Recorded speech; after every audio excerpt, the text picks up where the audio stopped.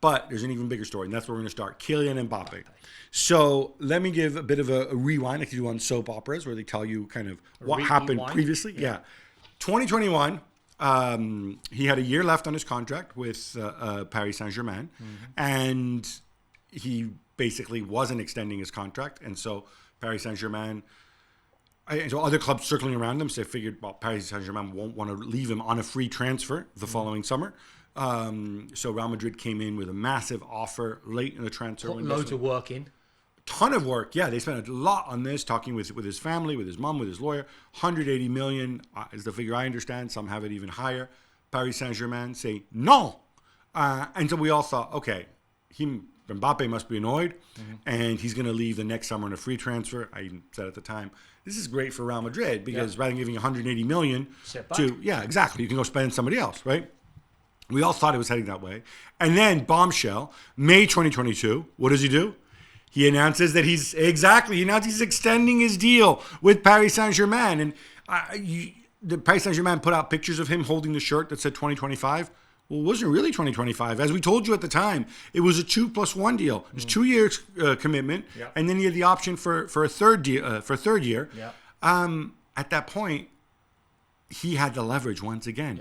A year has passed, which means he's got a year left on his contract, and he has let it be known that he's not going to take up that option year, which means he's going to become a free agent in June of 2024, which means from Paris Saint-Germain's perspective, you either lose him for nothing, or you sell him now. And you think can't happen. I can't imagine PSG will allow, even though he's under contract, Kylian Mbappe to make all this noise, stay for one more year, then go on a free transfer.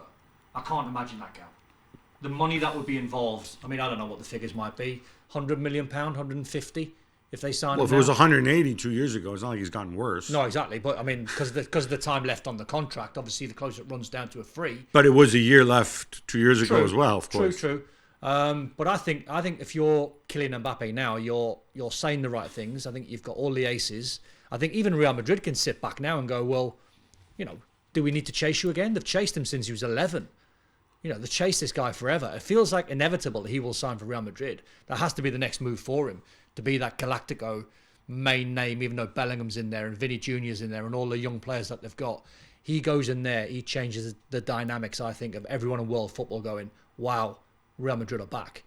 But how do they do at Real Madrid? Do they stay patient? I think they have to. Well, they stayed patient 2 years ago, right? And then what happened? He ended up extending his deal. So he burned them. So he burned them. Even though he did burn them, and he would have caused a lot of drama and a lot of stress, Mbappe not going to Real Madrid because of the work, as you said, that they put in to sign him. I still think when he comes back up for sale again, I think they would no way Real Madrid would turn him down. You can't. Best player in the world. So you think Paris Saint-Germain now are saying, all right, we're not going to try to extend him like we did last time? Unless money is literally no object, and they say, we don't care if we lose you on a free, but you are staying, which makes no business sense to me. But they've saved themselves a ton of money, obviously, because Lionel Messi is no longer there. But everything there seems to be falling apart, doesn't it? Messi going, Neymar's probably going to be on his way, Mbappe inevitably going to go to Real Madrid. It feels like PSG. No wonder Jules is off. It feels like PSG is just going to collapse. You say everything's going. At the same time, though, this is the team that had the highest wage bill in Europe.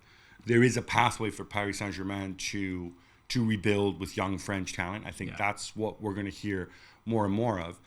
From Real Madrid's perspective, what would concern me is you can get a commitment from him, but presumably they had a verbal commitment from him and his people before. At some point, you want to get this locked up because he may be a Real Madrid fan and may say, I want to play for Real Madrid one day. There's other big clubs in Europe. But Benzema started this, hasn't he? No one saw Benzema leaving a couple of weeks ago. So Benzema going to Saudi has more or less made Real Madrid think about Kylian Mbappe again, or Harry Kane. They can think about it, but my point is Manchester City can think about it. Manchester United can think about Mbappe. Because when we get into the realm of free agency, it does come down to Mbappe holding all the cards, and bringing you back to one of my favorite subjects, which is players backing themselves and signing short contracts. We're going to talk about that. We're going to talk about where Mbappe might fit in at Real Madrid. All of this coming up on the Gab and Jules podcast. Well, thank you very much for watching ESPN on YouTube. For more sports highlights and analysis, be sure to download the ESPN app. And for live streaming, premium content, and let's not forget as well, ESPN FC 7 days a week. Subscribe to ESPN Plus.